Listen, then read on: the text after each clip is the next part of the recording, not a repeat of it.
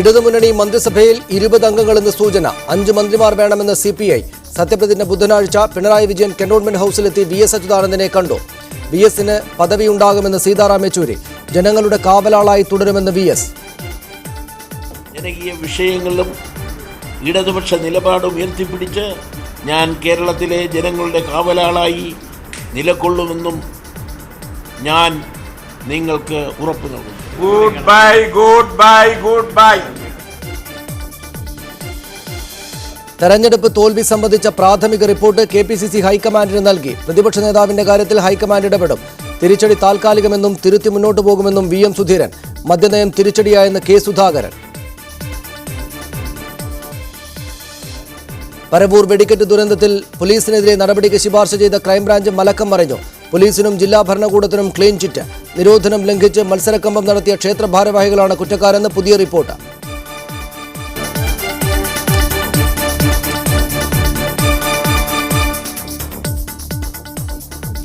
പിണറായി വിജയന്റെ നേതൃത്വത്തിലുള്ള മന്ത്രിസഭ ബുധനാഴ്ച അധികാരമേൽക്കും.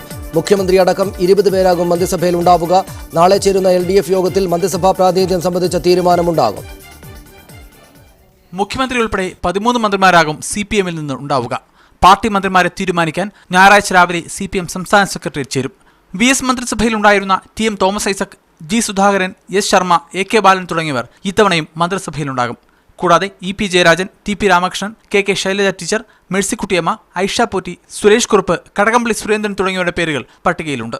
CPM സ്വതന്ത്രനായി ജയിച്ച KT ജലീലും മന്ത്രിയാകും. CPIക്ക് 4 മന്ത്രിമാരെ ലഭിക്കും. കൂടുതൽ ആവശ്യപ്പെടുമെങ്കിലും നൽകാനിടയില്ല. CPIയിൽ നിന്ന് C Divakaran, Mullakkara Ratnakaran, E Chandrasekharan, VS Sunilkumar, ES Bijimol എന്നിവർക്കാണ് സാധ്യത. LDF യോഗത്തിന് ശേഷം തിങ്കളാഴ്ച സംസ്ഥാന എക്സിക്യൂട്ടീവ് ചേർന്ന് മന്ത്രിമാരെ തീരുമാനിക്കും. NCP, JDS, കോൺഗ്രസ് S എന്നീ കക്ഷികൾക്ക് ഓരോ മന്ത്രിസ്ഥാനം നൽകും. NCPയിൽ ഇന്ന് ചേർന്ന യോഗം തീരുമാനമാകാതെ പിരിഞ്ഞു. കേന്ദ്ര നേതൃത്വത്തിന് തോമസ് ചാണ്ടിയോടാണ് അനുഭാവമെങ്കിലും AK ശശീന്ദ്രനാണ് സംസ്ഥാന നേതൃത്വത്തിന്റെ പിന്തുണ. JDS തിങ്കളാഴ്ച യോഗം ചേരും. മാത്യു ടി തോമസ്, കൃഷ്ണൻകുട്ടി എന്നിവരാണ് പരിഗണനയിൽ. കടന്നപ്പള്ളി രാമചന്ദ്രൻ മന്ത്രിസഭയിലെ കോൺഗ്രസ് S പ്രതിനിധിയാകും. മറ്റ് ഘടകകക്ഷി MLAമാരെ ഡെപ്യൂട്ടി സ്പീക്കർ, ചീഫ് വിപ്പ് പദവികളിലേക്ക് പരിഗണിക്കും. ബുധനാഴ്ച വൈകിട്ട് തിരുവനന്തപുരം സെൻട്രൽ സ്റ്റേഡിയത്തിലാണ് സത്യപ്രതിജ്ഞാ ചടങ്ങ്. മീഡിയ 1 തിരുവനന്തപുരം. നിയുക്ത മുഖ്യമന്ത്രി പിണറായി വിജയൻ കന്റോൺമെന്റ് ഹൌസിലെത്തി VS അച്യുതാനന്ദന്റെ ആശീർവാദം തേടി. മുഖ്യമന്ത്രിയായി അനുഭവ സമ്പത്തുള്ള പാർട്ടി നേതാവ് എന്ന നിലയിൽ കാര്യങ്ങൾ മനസ്സിലാക്കാനാണ് VSനെ സന്ദർശിച്ചതെന്ന് കൂടിക്കാഴ്ചയ്ക്ക് ശേഷം പിണറായി വിജയൻ പ്രതികരിച്ചു. പുതുപ്പള്ളി ഹൌസിലെത്തി ഉമ്മൻചാണ്ടിയെ പിണറായി സത്യപ്രതിജ്ഞാ ചടങ്ങിലേക്ക് ക്ഷണിക്കുകയും ചെയ്തു. രാവിലെ 9:30 സ്ഥലം പ്രതിപക്ഷ നേതാവ് VS അച്യുതാനന്ദന്റെ ഔദ്യോഗിക വസതിയായ കന്റോൺമെന്റ് ഹൌസ്. നിയുക്ത മുഖ്യമന്ത്രി പിണറായി വിജയന്റെ അപ്രതീക്ഷിത സന്ദർശനം. ഒപ്പം സംസ്ഥാന സെക്രട്ടറി കോടിയേരി ബാലകൃഷ്ണനും. അടച്ചിട്ട മുറിയിൽ 15 മിനിറ്റ് കൂടിക്കാഴ്ച. പിന്നീട് മാധ്യമങ്ങളുടെ മുന്നിൽ സൗഹൃദ പ്രകടനം.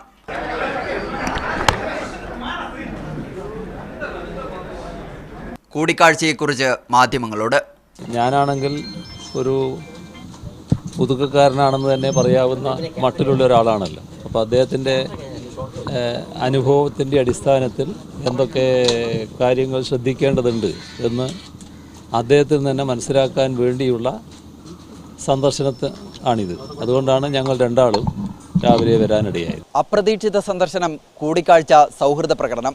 VS പിണറായി വിഭാഗീയ ചരിത്രത്തിലെ തന്നെ അമ്പരപ്പിക്കുന്ന അധ്യായമായി മാറി ഈ കൂടിക്കാഴ്ച. പിണറായി പിന്നീട് പോയത് MN സ്മാരക മന്ദിരത്തിലേക്ക്. CPI നേതാക്കളുമായി സൗഹൃദ കൂടിക്കാഴ്ച. അവിടെ നിന്നും പുതുപ്പള്ളി ഹൗസിലെത്തി. 15 മിനിറ്റ് നീണ്ട കൂടിക്കാഴ്ചയിൽ ഉമ്മൻചാണ്ടിയെ സത്യപ്രതിജ്ഞാ ചടങ്ങിലേക്ക് ക്ഷണിച്ചു. കാർക്കശ്യക്കാരനായ രാഷ്ട്രീയ നേതാവിൽ നിന്നും ജനപ്രിയനായ മുഖ്യമന്ത്രിയിലേക്കുള്ള മാറ്റമായാണ് ഈ സൗഹൃദ സന്ദർശനങ്ങളെ രാഷ്ട്രീയ നിരീക്ഷകർ വിലയിരുത്തുന്നത്. PP ജസീമിനൊപ്പം കൃപാനാരായണൻ, മീഡിയ 1 തിരുവനന്തപുരം. ജനകീയ വിഷയങ്ങളിൽ ഇടപെട്ട് ജനങ്ങളുടെ കാവലാളായി നിലകൊള്ളുമെന്ന് VS അച്യുതാനന്ദൻ. പ്രതിപക്ഷ നേതാവ് സ്ഥാനമൊഴിഞ്ഞു നടത്തിയ വാർത്താസമ്മേളനത്തിലാണ് VS നിലപാട് വ്യക്തമാക്കിയത്. മുൻ സർക്കാരിനെതിരെ ഉയർന്ന ആരോപണങ്ങളിൽ സുതാര്യമായ അന്വേഷണം നടത്തണമെന്നും VS ആവശ്യപ്പെട്ടു. മുഖ്യമന്ത്രി സ്ഥാനം സംബന്ധിച്ച ചോദ്യങ്ങൾക്ക് സ്ഥാനമാനങ്ങൾ പ്രതീക്ഷിക്കുന്നയാളല്ല താനെന്നായിരുന്നു VSന്റെ മറുപടി. CPM നേതൃത്വവും അണികളും ആശങ്കപ്പെട്ടതുപോലുള്ള വിമത ശബ്ദങ്ങളൊന്നും ഉയർത്താതെയാണ് പ്രതിപക്ഷ നേതൃസ്ഥാനത്തു നിന്നുള്ള വിടവാങ്ങൽ വാർത്താസമ്മേളനം VS അച്യുതാനന്ദൻ പൂർത്തിയാക്കിയത്. എന്നാൽ ജനകീയ വിഷയങ്ങളിലെ നിലപാടിൽ നിന്ന് പിറകോട്ടു പോകില്ലെന്ന വ്യക്തമായ സൂചന പിണറായി വിജയന്റെ നേതൃത്വത്തിലുള്ള പുതിയ സർക്കാരിന് VS നൽകുകയും ചെയ്തു. കഴിഞ്ഞ 5 വർഷക്കാലം പ്രതിപക്ഷ നേതാവെന്ന നിലയിൽ ജനങ്ങൾ എനിക്ക് നൽകിയ പിന്തുണയും ഞാൻ നന്ദിയോടെ സ്മരിക്കുന്നു. തുടർന്നുള്ള ദിവസങ്ങളിലും ജനകീയ വിഷയങ്ങളിലും ഇടതുപക്ഷ നിലപാടും ഉയർത്തിപ്പിടിച്ച് ഞാൻ കേരളത്തിലെ ജനങ്ങളുടെ കാവലാളായി നിലകൊള്ളുമെന്നും നിങ്ങൾക്ക് ഉറപ്പു നൽകുന്നു. മുഖ്യമന്ത്രി സ്ഥാനത്തേക്ക് പരിഗണിക്കാതിരുന്നതിനെക്കുറിച്ചുള്ള ചോദ്യങ്ങൾക്ക് VSന്റെ മറുപടി ഇങ്ങനെ: അതൊന്നും നിങ്ങൾ എങ്ങനെ പ്രതീക്ഷിക്കുന്നവരല്ല എന്നെനിക്കറിയാം, എന്നെപ്പറ്റി അറിയാവുന്നതുകൊണ്ട്. LDFനെ വിജയിപ്പിച്ച ജനങ്ങളോട് നന്ദി പറയുന്നു. മുൻ സർക്കാരിനെതിരെ ഉയർന്ന ആരോപണങ്ങളിൽ സുതാര്യമായ അന്വേഷണം നടത്തണം. വിവാദങ്ങൾ സംബന്ധിച്ച ചോദ്യങ്ങളോടെല്ലാം കരുതലോടെയായിരുന്നു VSന്റെ മറുപടി. ആലപ്പുഴയിലേക്ക് ഒതുങ്ങുമെന്ന പ്രചാരണങ്ങൾ തള്ളിയ VS ഗുഡ് ബൈ പറഞ്ഞാണ് പ്രതിപക്ഷ നേതൃസ്ഥാനത്തു നിന്നും പടിയിറങ്ങിയത്. ഞാൻ തിരുവനന്തപുരത്ത് തന്നെ ഉണ്ടാകും. അത് ആലപ്പുഴ വരേണ്ടി വരികയല്ല, എന്നെ കാണാൻ. Good bye, good bye, good bye. K. Sajeesh, media 1, Thiruvananthapuram. CPM നേതാവ് MLA ശ്രീ P. ശ്രീരാമകൃഷ്ണൻ മലപ്പുറം സ്റ്റുഡിയോയിലുണ്ട്.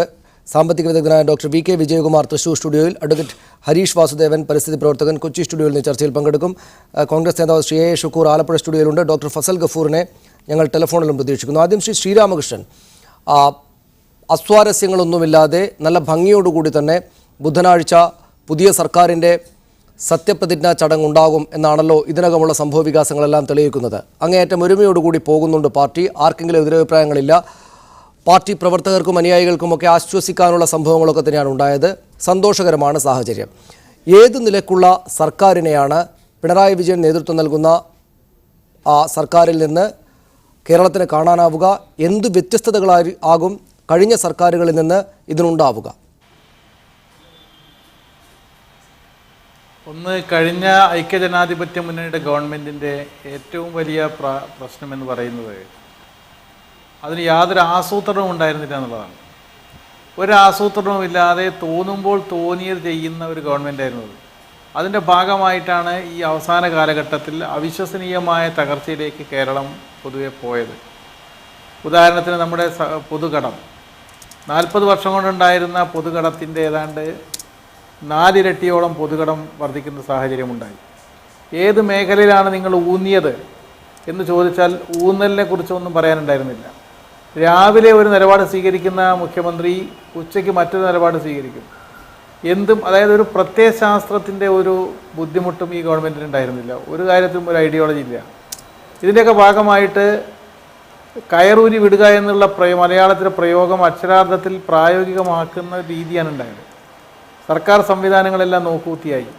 500 രൂപയുടെ ചെറിയ സാമ്പത്തിക സഹായം അനുവദിക്കുന്ന ജോലി വരെ മുഖ്യമന്ത്രി നേരിട്ട് ചെയ്യുന്ന സ്ഥിതി ഉണ്ടായി. അതായത് കുത്തഴിഞ്ഞു. ഈ കുത്തഴിയൽ ബാധിക്കാത്ത ഏതെങ്കിലും ഒരു മേഖല കേരളത്തിലുണ്ടായിരുന്നു എന്ന് ചോദിച്ചാൽ കഴിഞ്ഞ 5 കൊല്ലം കൊണ്ടുണ്ടായില്ല. അതുകൊണ്ട് കേരളത്തിൽ, അതായത് ഒരു ഗവൺമെൻറ്റിന് വേണ്ടത് സിസ്റ്റമാണ്. ആ സിസ്റ്റം എന്നുള്ളത് തകർത്തു. സർക്കാർ സംവിധാനത്തിൻ്റെ കാര്യക്ഷമത ഇല്ലാതായി, ആസൂത്രണം ഇല്ലാതായി. ഇതിൻ്റെയൊക്കെ ഭാഗമായിട്ട് കേരളം മുരടിപ്പിലേക്ക് എത്തിച്ചു. കുറേ കാര്യങ്ങളൊക്കെ അവിടെയും ഇവിടെയൊക്കെ നടന്നു. ഈ ആടുകൾ ഇല കടിക്കുന്നത് പോലെ അവിടെയും ഇവിടെ കുറേ കാര്യങ്ങൾ കടിച്ചു പോയി. തുടങ്ങി വെച്ചതൊന്നും പൂർത്തീകരിക്കാൻ കഴിയാത്ത സാഹചര്യം ഉണ്ടായി. പലതരം പ്രഖ്യാപനങ്ങൾ നടത്തിയെങ്കിലും ആ പ്രഖ്യാപനങ്ങൾ എങ്ങനെ പ്രായോഗികമാക്കുമെന്നുള്ളതിനെക്കുറിച്ച് ഒരു കൃത്യനിഷ്ഠയില്ലാതായി. ഇതിൽ നിന്ന് തീർത്തും വ്യത്യസ്തമായിരിക്കും പുതിയ ഗവൺമെൻറ്. സഖാവ് പിണറായിയുടെ വ്യക്തിപരമായ ഒരു പ്രത്യേകതയെക്കുറിച്ച് പറഞ്ഞാൽ അത് വളരെ പ്രധാനപ്പെട്ടൊരു കാര്യമാണ്. സൂക്ഷ്മതയും അവധാനതയും ഗൃഹപാഠവുമാണ് അദ്ദേഹത്തിൻ്റെ നേതൃഗുണത്തിൻ്റെ ഏറ്റവും പ്രധാനപ്പെട്ട ഒരു കാര്യമെന്ന് പറയുന്നത്. ചെയ്യുന്ന എല്ലാ പ്രവൃത്തിയിലും അങ്ങേയറ്റം ഗൃഹപാഠത്തോടു കൂടി ചെയ്യുക എന്നുള്ള രീതി അദ്ദേഹത്തിനുണ്ട്. അതിന് സൂക്ഷ്മതയുണ്ട്, നല്ല അവധാനതയുണ്ട്, നല്ല നിശ്ചയദാർഢ്യവുമുണ്ട്. അതിനു പുറമെ ഇടതുപക്ഷ ജനാധിപത്യ മുന്നണി കേരളത്തെ സംബന്ധിച്ചുള്ള വളരെ വിശദമായി തയ്യാറാക്കിയ ഒരു മാനിഫെസ്റ്റോയുടെ ഡോക്യുമെൻറ്റിൻ്റെ സഹായത്തോടു കൂടിയാണ് ഗവൺമെൻറ്റിൻ്റെ പ്രവർത്തനം നടത്തുക. CPIMൻ്റെ നേതൃത്വത്തിൽ സംഘടിപ്പിക്കപ്പെട്ട AKG പഠന ഗവേഷണ കേന്ദ്രത്തിലെ പഠന കോൺഗ്രസിൽ ഇന്നത്തെ കേരളം അഭിമുഖീകരിക്കുന്ന വെല്ലുവിളികളെ സംബന്ധിച്ചും അത് പരിഹരിക്കാൻ ആവശ്യമായ വഴികളെക്കുറിച്ചും വളരെ വിശദമായ സമഗ്രമായ ഒരു സമ്മേളനം തന്നെ വിളിച്ചു ചേർക്കുകയുണ്ടായി. ആ സമ്മേളനത്തിൽ നിന്ന് ഉയർന്നു വന്ന രേഖകളെല്ലാം കൺസോളിഡേറ്റ് ചെയ്ത് ഒരു ഡോക്യുമെൻ്റാക്കി മാറ്റിയിട്ടുണ്ട്. അതിൻ്റെ അടിസ്ഥാനത്തിൽ കൂടിയാണ് പ്രകടന പത്രിക തയ്യാറാക്കിയിട്ടുള്ളത്. അപ്പോൾ എല്ലാ ഗൃഹപാഠവും പൂർത്തീകരിച്ചതിന് ശേഷം ഒരു ഗവൺമെൻറ് അധികാരത്തിലെത്തിയതിൻ്റെ 2ാമത്തെ ദിവസം തൊട്ട് കേരളത്തിൻ്റെ പ്രശ്നങ്ങൾ പരിഹരിക്കാനുള്ള നിലപാടുകളും നടപടികളുമായി മുന്നോട്ട് പോകാൻ കഴിയാവുന്ന അത്രയും ഗൃഹപാഠത്തോടു കൂടി ഒരു ഗവൺമെൻറ് അധികാരത്തിൽ വരുന്നു. അതിൻ്റെ പ്രത്യേകത നമുക്ക് കാണാൻ സാധിക്കും. അതിന് നല്ല നിശ്ചയദാർഢ്യമുള്ള ദൃഢതയുള്ള ഗൃഹപാഠം ചെയ്ത ഒരു നേതൃത്വത്തിൻ്റെ പിന്തുണയും ഉണ്ടാവും. അത് നമുക്ക് അനുഭവിച്ചറിയാൻ സാധിക്കും. തിരിച്ചു വരാം താങ്കളിലേക്ക്. ഡോക്ടർ വി കെ വിജയകുമാർ, എല്ലാം ശരിയാകും എന്നത് തെരഞ്ഞെടുപ്പ് കാലത്തെ പരസ്യ മുദ്രാവാക്യമായിരുന്നു. അത് എല്ലാം ശരിയാകുമോ എന്ന ചോദ്യം ഉന്നയിക്കുന്നത് അഭംഗിയാകും, അനൗചിത്യമാകും, ശരിയല്ലാത്തതാകും. പക്ഷേ കാര്യങ്ങൾ ശരിയാകും എന്നൊരു തോന്നൽ താങ്കൾക്കുണ്ടോ? ഈ പുതിയ സർക്കാരിൻ്റെ വരവിനെ പ്രതീക്ഷയോടെ നോക്കിക്കാണുന്നയാളാണോ താങ്കൾ? തീർച്ചയായിട്ടും പ്രതീക്ഷയുണ്ട്. കാരണം ഇടതുപക്ഷത്തിന്റെ സാമ്പത്തിക കാഴ്ചപ്പാടിൽ തന്നെ വലിയ മാറ്റങ്ങൾ ഉണ്ടായിട്ടുണ്ട്. 1970-കളിലും 80-കളിലും ഒക്കെ തന്നെ CPMന്റെ ജാഥകളിലൊക്കെ തന്നെ സ്ഥിരമായി കേട്ടിരുന്ന ഒരു മുദ്രാവാക്യം ഉണ്ടായിരുന്നു. അത് ഇങ്ങനെയായിരുന്നു: ടാറ്റ, ബിർള, ബൂർഷ്വാസി, നിങ്ങൾ ഞങ്ങളുടെ ശത്രുക്കൾ എന്നുള്ളതാണ്. ഇന്ന് വ്യവസായികളെ ശത്രുക്കളായിട്ട് പാർട്ടി കാണുന്നില്ല എന്ന് മാത്രമല്ല, മിത്രങ്ങളാക്കിയിട്ടുണ്ട്. ഉദാഹരണത്തിന് ബേപ്പൂർ MLA VKC മുഹമ്മദ് കോയ ഇന്ത്യയിലെ തന്നെ ഒരു പ്രമുഖ വ്യവസായിയാണ്. 1500 കോടിയിൽ കൂടുതൽ വിറ്റുവരവുള്ള ഒരു ബിസിനസ് സ്ഥാപനത്തിന്റെ സ്ഥാപകനും അതിന്റെ ചെയർമാനും ആയിട്ടുള്ള ഒരാളെ ശത്രുവായി കാണാതെ അദ്ദേഹത്തിനെ കോഴിക്കോട് കോർപ്പറേഷൻ മേയറാക്കി, ഇപ്പൊ MLA ആക്കി എന്നുള്ളത് പാർട്ടിയുടെ കാഴ്ചപ്പാടിൽ വന്നിട്ടുള്ള മാറ്റത്തിന്റെ പ്രതിഫലനമാണ്. ഇനി പിണറായി വിജയൻ മുഖ്യമന്ത്രിയാവുമ്പോൾ അത് കുറെ കൂടെ മുന്നോട്ട് പോകുമെന്നാണ് ഞാൻ കരുതുന്നത്. കാരണം അച്യുതാനന്ദൻ എത്രയായാലും ഒരു യാഥാസ്ഥിതിക കാഴ്ചപ്പാടുള്ള ഒരു യാഥാസ്ഥിതിക കമ്മ്യൂണിസ്റ്റ് ആയിരുന്നു. അദ്ദേഹം വ്യവസായികളെയും ബിസിനസ്സുകാരെയൊക്കെ തന്നെ ഒരു സൗഹൃദത്തോടെ കണ്ടിരുന്നില്ല. അദ്ദേഹം ഒരു ബിസിനസ് ഫ്രണ്ട്ലി സമീപനം അദ്ദേഹത്തിന് ഉണ്ടായിരുന്നില്ല. കാർക്കശ്യക്കാരനായിട്ടുള്ള യാഥാസ്ഥിതിക കമ്മ്യൂണിസ്റ്റ് ആയിരുന്നു. പിണറായി വിജയൻ അങ്ങനെ ആയിരുന്നില്ല. അദ്ദേഹത്തിന്റെ ഇപ്പോഴത്തെ ഇലക്ഷൻ ക്യാമ്പയിനിലൊക്കെ തന്നെ എല്ലാ സ്ഥലങ്ങളിലും പോയ സമയങ്ങളിൽ ചേംബർ ഓഫ് കോമേഴ്സ് ആയിട്ട് മീറ്റ് ചെയ്യുക, പ്രമുഖ വ്യവസായികളും ബിസിനസ്സുകാരായിട്ട് സംസാരിക്കുക, അവരുടെ പ്രശ്നങ്ങൾ എന്തൊക്കെയാണെന്ന് നോക്കി പഠിക്കാനുള്ള ശ്രമം ഒക്കെ അദ്ദേഹത്തിന്റെ ഭാഗത്തുനിന്ന് ഉണ്ടായിട്ടുണ്ട്. അതുകൊണ്ട് തീർച്ചയായിട്ടും പ്രതീക്ഷയ്ക്ക് വകയുണ്ട്. പക്ഷേ പ്രതീക്ഷ മാത്രം ഉണ്ടായാൽ പോരാ, സർക്കാരിൽ നിന്ന് വലിയ ഒരു പ്രതിസന്ധി എന്ന് ഞാൻ പറയില്ല, പക്ഷേ വളരെ ചലഞ്ചിങ് ആയിട്ടുള്ള ഒരു സാഹചര്യമാണ്. ഒരു 15,000 കോടി രൂപയോളം റവന്യൂ കമ്മിയുണ്ട്. ശ്രീരാമകൃഷ്ണൻ ഇവിടെ സൂചിപ്പിച്ചു സർക്കാരിന്റെ ഉയർന്നു വരുന്ന കടം. അത് കേരള സർക്കാരിന് മാത്രമല്ല, എല്ലാ സംസ്ഥാന സർക്കാരുകൾക്കും കടം വർദ്ധിച്ചിട്ടുണ്ട്. കേരളത്തിൽ വർദ്ധിച്ചതിനേക്കാളും കൂടുതലാണ് വെസ്റ്റ് ബംഗാളിൽ വർദ്ധിച്ചത്. പക്ഷെ അതുകൊണ്ട് അവിടെ മമതയ്ക്ക് പ്രശ്നമൊന്നും ഉണ്ടായില്ലല്ലോ. പക്ഷെ ഈ കടം വാങ്ങുന്നത് മുഴുവനും റവന്യൂ കമ്മി നീക്കാൻ വേണ്ടി, റവന്യൂ കമ്മി ഫൈനാൻസ് ചെയ്യാൻ വേണ്ടിയിട്ട് ഉപയോഗിക്കുന്നതിലാണ് പ്രധാനമായിട്ടുള്ള പ്രശ്നം. 30,000 കോടി രൂപ പൊതുകടം വർദ്ധിച്ച് ഇപ്പോൾ 1.54 കോടി 3 കൊല്ലം കൊണ്ട് വർദ്ധിച്ചത്. അതിൽ 30,000 കോടി രൂപയും ഈ റവന്യൂ കമ്മി വർദ്ധിക്കുന്നതുകൊണ്ടാണ്. റവന്യൂ കമ്മിച്ച ശമ്പളവും പെൻഷനും കടം വാങ്ങിയിട്ടുള്ള പലിശയും കൊടുത്താൽ കഴിഞ്ഞു എന്നുള്ളതാണ്. അപ്പോൾ ഇലക്ഷൻ മാനിഫെസ്റ്റോയിൽ ഇപ്പൊ പാർട്ടി പറയുന്ന പല ജനക്ഷേമ പദ്ധതികളൊക്കെ നടപ്പിലാക്കണമെങ്കിൽ ഈ റവന്യൂ കമ്മി കുറച്ചുകൊണ്ട് വരണം, അതിന് വരുമാനം വർദ്ധിക്കണം. ആ വരുമാനം വർദ്ധിക്കാൻ അനുകൂലമായിട്ടുള്ള സാഹചര്യമല്ല ഇപ്പോൾ ഉള്ളത്. പ്രത്യേകിച്ച് ക്രൂഡ് ഓയിൽ വിലയിൽ ഉണ്ടായിട്ടുള്ള താഴ്ച കാരണം വിദേശത്ത് നിന്ന് ലഭിക്കുന്ന റെമിറ്റൻസസിൽ ഗണ്യമായിട്ടുള്ള കുറവ് ഈ വർഷം ഉണ്ടാവും എന്നുള്ളതാണ് എന്റെ ഒരു വിലയിരുത്തൽ. 72,000 കോടി രൂപയോളാണ് ഒരു വർഷം നമുക്ക് വിദേശത്ത് നിന്ന് കിട്ടിക്കുന്നത്, റെമിറ്റൻസസ് ആയിട്ട് പശ്ചിമേഷ്യയിൽ നിന്ന് കിട്ടിക്കൊണ്ടിരിക്കുന്നത്. ഈ കേരള സമ്പദ് വ്യവസ്ഥയുടെ 64% സേവന മേഖലയാണ്. ആ സേവന മേഖലയിൽ തന്നെ പ്രമുഖമായിട്ടുള്ള മേഖലകൾ വ്യാപാരം, ഹോട്ടൽസ്, റെസ്റ്റോറന്റ്, ഗതാഗതം, കമ്മ്യൂണിക്കേഷൻ, ഇതൊക്കെയാണ്. ഈ സെക്ടേഴ്സിന്റെ പ്രധാനമായിട്ടുള്ള ഒരു കാറ്റലിസ്റ്റ്, ഡ്രൈവിംഗ് ഫോഴ്സ് എന്ന് പറയുന്നത് ഈ റെമിറ്റൻസസ് ആണ്. ഈ റെമിറ്റൻസസ് ബുദ്ധിമുട്ടാണ് ഈ വർഷമൊക്കെ തന്നെ. മാത്രമല്ല സർക്കാരിന് പ്രധാനമായിട്ട് വരുമാനം കിട്ടുന്ന ഒരു മേഖല ഈ stamps and registration, real estate transaction, ഭൂമി ട്രാൻസാക്ഷൻസ് ആണ്. ഭൂമി ട്രാൻസാക്ഷൻസ് ഒരു 2-3 കൊല്ലം മുമ്പ് ഉണ്ടായതിന്റെ കാൽ ഭാഗം പോലും, 25% പോലും പോയില്ല. അപ്പോൾ റവന്യൂ വർദ്ധിപ്പിക്കുക എന്ന് പറയുന്നത് വളരെ ചലഞ്ചിങ് ആയിട്ടുള്ള ഒരു ടാസ്ക് ആയിരിക്കും. തിരിച്ചു വരാം ഡോക്ടർ വിജയകുമാർ, താങ്കളിലേക്ക് തിരിച്ചു വരാം. അതിന് മുമ്പ് ശ്രീരാമകൃഷ്ണൻ, ഡോക്ടർ വിജയകുമാറിനെ പോലെ ശുഭപ്രതീക്ഷ, അദ്ദേഹം പ്രകടിപ്പിക്കുന്ന വിധത്തിലുള്ള ശുഭപ്രതീക്ഷയുമായിരിക്കുന്ന ആളുകളുമുണ്ട് ഈ സർക്കാരിന് മുന്നിൽ. എന്ന് വെച്ചാൽ യാഥാസ്ഥിതിക നിലപാട് മാറിയ പുതിയൊരു CPM ആണ് ഭരണത്തിലേക്ക് വന്നിരിക്കുന്നത്. VS അച്യുതാനന്ദനെ പോലെ വികസന വിരോധിയല്ല, വികസനം മുതലാളിമാരോടൊക്കെ സൗഹൃദപൂർവ്വമായ നിലപാട് സ്വീകരിക്കുന്ന ആളാണ് പിണറായി വിജയൻ എന്നൊക്കെ വിചാരിക്കുന്ന ആളുകൾ കുറച്ച് ശുഭാപ്തി വിശ്വാസത്തോടെ, ആ തരത്തിലുള്ള ശുഭാപ്തി വിശ്വാസത്തോടെ നിങ്ങളുടെ സർക്കാരിനെ കാത്തിരിക്കുന്നുണ്ട്. CPIMO LDFO ഒരു നിലപാട് സ്വീകരിക്കുന്നത് വ്യക്തിപരമായ ഒരു ഇഷ്ടാനിഷ്ടത്തിൻ്റെയോ ഇച്ഛയുടെയോ അടിസ്ഥാനത്തിലാണെന്ന് കരുതുന്നത് ശരിയല്ല എന്നാണ് എൻ്റെ അഭിപ്രായം. ഇപ്പോൾ സഖാവ് പിണറായിക്കോ സഖാവ് VSനോ അങ്ങനെ വ്യക്തിപരമായ ഇഷ്ടാനിഷ്ടങ്ങൾക്ക് അടിസ്ഥാനത്തിൽ നിലപാട് സ്വീകരിക്കാൻ കഴിയുകയില്ല. ഇനി അങ്ങനെ ഇഷ്ടാനിഷ്ടങ്ങളിൽ വ്യത്യാസങ്ങൾ ഉണ്ടാവില്ല എന്ന് ഞാൻ പറയുന്നില്ല. ആ വ്യത്യാസങ്ങൾ ഉണ്ടെങ്കിലും അത് പരിഹരിക്കാൻ കൂട്ടായി ചർച്ച ചെയ്തൊരു നിലപാട് സ്വീകരിച്ചാൽ അവരെല്ലാം അതിൻ്റെ കൂടെ നിൽക്കുകയാണ് ചെയ്യുക. ഒന്ന്. രണ്ട്, അദ്ദേഹം പറയുകയുണ്ടായി 80കൾക്ക് ശേഷം ടാറ്റ ബിർള ഗോയങ്ക എന്നൊക്കെ പറയുന്ന മുദ്രാവാക്യം വിളിക്കൽ കുറച്ചൊക്കെ കുറച്ചിരിക്കുന്നു. 1957 ആദ്യത്തെ കമ്മ്യൂണിസ്റ്റ് ഗവൺമെൻറ്റാണ് കോഴിക്കോട് മാവൂർ ഗോളിയോ റയോൺസ് സ്ഥാപിക്കാൻ മുൻകൈ എടുത്തത്. അതൊരു സ്വകാര്യ മുതലാളിയുടെ നേതൃത്വത്തിലായിരുന്നു. അദ്ദേഹം ഒരു കുത്തകയായിരുന്നു. അപ്പോൾ വ്യാവസായിക മേഖലയിലേക്ക് സ്വകാര്യ നിക്ഷേപത്തെ ഒരു കാലഘട്ടത്തിലും കമ്മ്യൂണിസ്റ്റ് പാർട്ടി എതിർത്തിട്ടില്ല. അതൊരു ദുർവ്യാഖ്യാനമാണ്. കോഴിക്കോട്ടെ മാവൂർ ഗോളിയോ റയോൺസ് തൊട്ട് കേരളത്തിലെ എല്ലാ മേഖലകളും സ്വകാര്യ മൂലധനത്തിന് ആവശ്യമായ സഹായങ്ങൾ ചെയ്തു കൊടുക്കണമെന്നാണ് നിലപാട് ആദ്യം മുതലേ സ്വീകരിച്ചിട്ടുള്ളത്.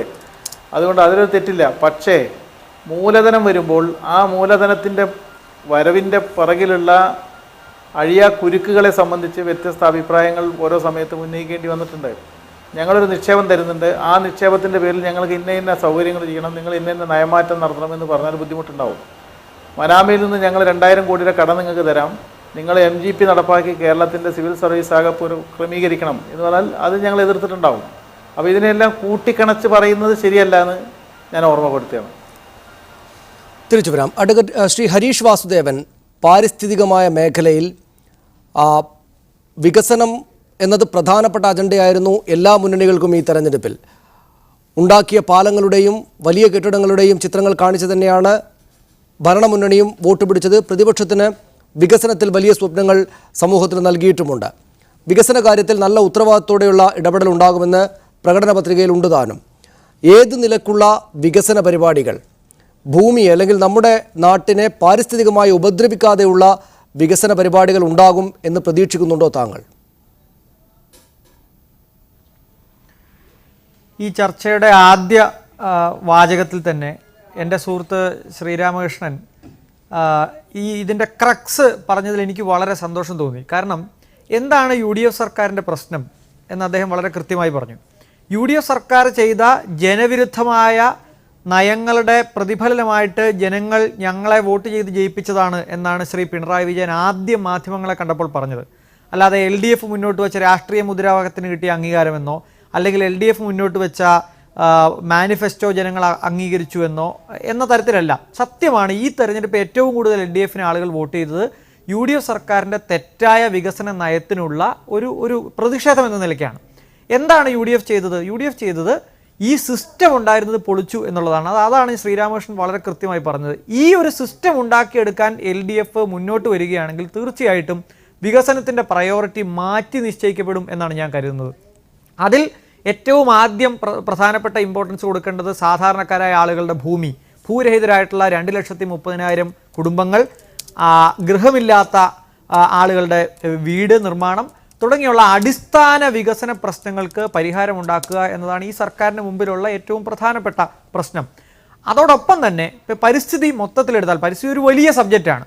ഇപ്പോൾ അതിരപ്പള്ളി പോലെയുള്ള പദ്ധതികളുടെ കാര്യം എടുത്തു കഴിഞ്ഞാൽ ശ്രീ പിണറായി വിജയൻ അതിരപ്പള്ളിയിലെത്തി ഈ പദ്ധതി തുടങ്ങും എന്ന് പറഞ്ഞ് ഇലക്ഷനെ നേരിട്ടതാണ്. അതുകൊണ്ട് തന്നെ ആ കാര്യത്തിലൊക്കെ വളരെ വലിയ എതിർപ്പ് കേരളത്തിൽ ഉണ്ടാകുമെന്ന് തന്നെയാണ് ഞാൻ കരുതുന്നത്. പശ്ചിമഘട്ടത്തിലെ അനധികൃത ക്വാറികളുടെ കാര്യം എടുത്തു കഴിഞ്ഞാൽ ഈ LDF സർക്കാരിന് UDF സർക്കാരിൽ നിന്ന് വ്യത്യസ്തമായൊരു നയം പ്രഖ്യാപനത്തിൽ ഉണ്ടെങ്കിൽ പോലും പ്രത്യക്ഷത്തിലില്ല.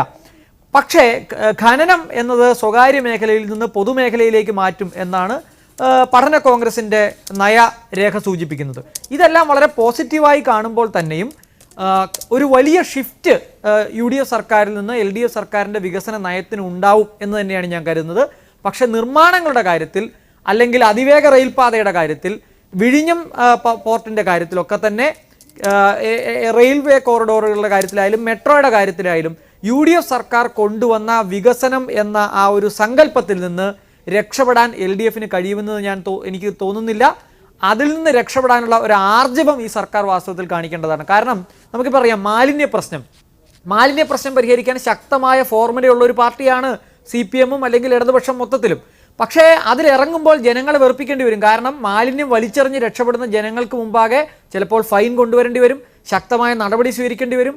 വീടുകളുടെ കാര്യത്തിലും അങ്ങനെയാണ്. വീട് നിർമ്മാണത്തിന് വേണ്ടി വ്യാപകമായി മണൽ ഉപയോഗിക്കുകയും അശാസ്ത്രീയ നിർമ്മാണങ്ങൾ പ്രോത്സാഹിപ്പിക്കുകയും ചെയ്യുന്ന ഒരു വശത്ത്, തെറ്റായ കെട്ടിട നിർമ്മാണ ചട്ടങ്ങളെ അഡ്രസ്സ് ചെയ്യാതെ, അത് പൊളിച്ചു പണിയാതെ, നിയന്ത്രണങ്ങൾ കൊണ്ടുവരാതെ ഇപ്പുറത്ത് പരിസ്ഥിതി സംരക്ഷിക്കാൻ കഴിയില്ല. സാമ്പത്തിക നയങ്ങളുടെ കാര്യം എടുത്താലും കേരളത്തിൻ്റെ സാമ്പത്തിക വളർച്ച ഉണ്ടാവണമെങ്കിൽ ചില പുരോഗമനാത്മക നടപടികൾ സ്വീകരിക്കേണ്ടി വരും. ഇപ്പോൾ ലാൻഡ് ടാക്സ് 4 രൂപ 5 രൂപയൊക്കെയാണ് കേരളത്തിൽ ലാൻഡ് ടാക്സ് 30-40 വർഷം മുമ്പ് തീരുമാനിച്ചതാണ്. ലക്ഷക്കണക്കിന് രൂപ ദുർവ്യയം ചെയ്യുന്ന ആളുകൾ പോലും 5 രൂപയും 10 രൂപയും ഒക്കെ ലാൻഡ് ടാക്സ് കൊടുക്കുന്ന ഒരു നാട്ടിൽ ഒരേക്കറിൽ കൂടുതൽ ഭൂമിയുള്ള ആളുകൾക്ക് കുത്തനെ ലാൻഡ് ടാക്സ് വേണമെങ്കിൽ വർദ്ധിപ്പിക്കാവുന്നതാണ്.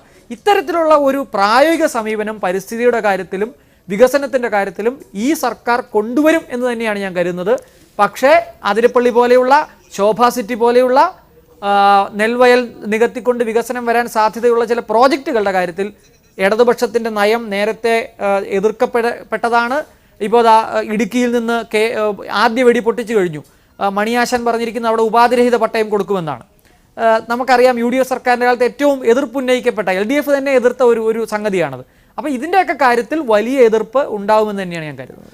ആ എതിർപ്പ് പല ഭാഗങ്ങളിൽ നിന്ന് വരാമല്ലോ. ശ്രീ ഹരീഷ് വാസുദേവൻ, ഈ പറയുന്ന തരത്തിലുള്ള നിയന്ത്രണങ്ങൾ ഉണ്ടാക്കും എന്ന് LDFിൻ്റെ പ്രകടന പത്രികയിൽ തന്നെയുമുണ്ട്. നെൽവയലുകളെ ഉടമസ്ഥരുടെ അവകാശം സംരക്ഷിച്ചുകൊണ്ട് നെൽവയലുകളെ സംസ്ഥാനത്തെ സംരക്ഷിത നെൽപ്രദേശങ്ങളായി പ്രഖ്യാപിക്കും എന്നതടക്കമുള്ള കാര്യങ്ങൾ പലയിടങ്ങളിലായി, താങ്കൾക്ക് അതെന്നേക്കാൾ നന്നായിട്ട് അറിയാം, വായിച്ചു പഠിച്ചതാണ്.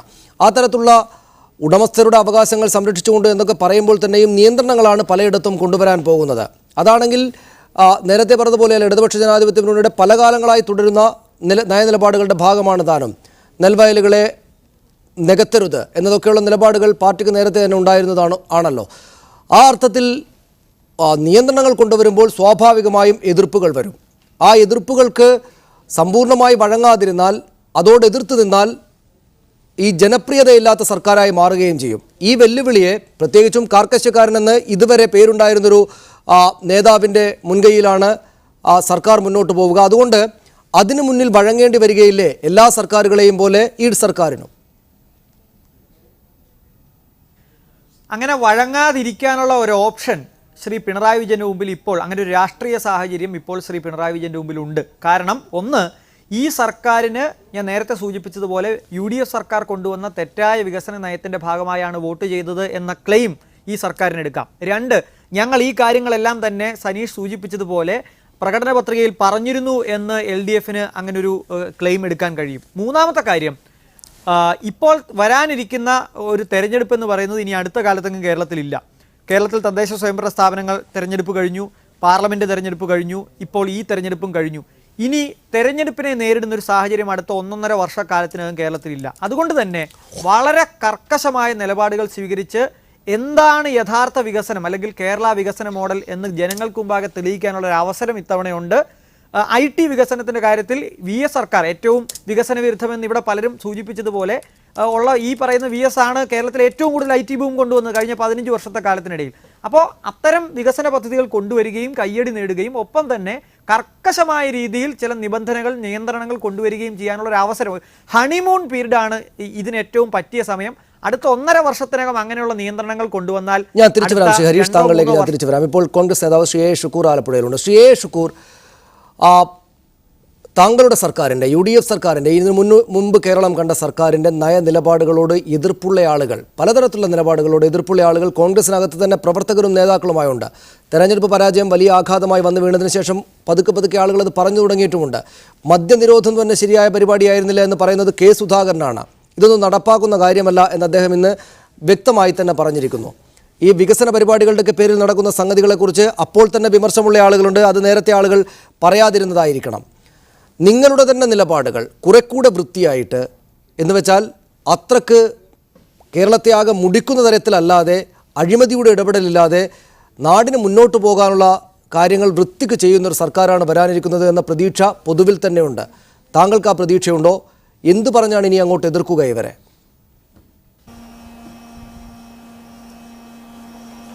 ഞങ്ങളുടെ പ്രവർത്തനത്തിൻ്റെ ഫലം തെരഞ്ഞെടുപ്പ് റിസൾട്ടായി വന്നു എന്നാണ് ഞങ്ങൾ വിശ്വസിക്കുന്നത്. എന്തായാലും കഴിഞ്ഞ 5 വർഷക്കാലത്തെ ഭരണത്തിനിടയിൽ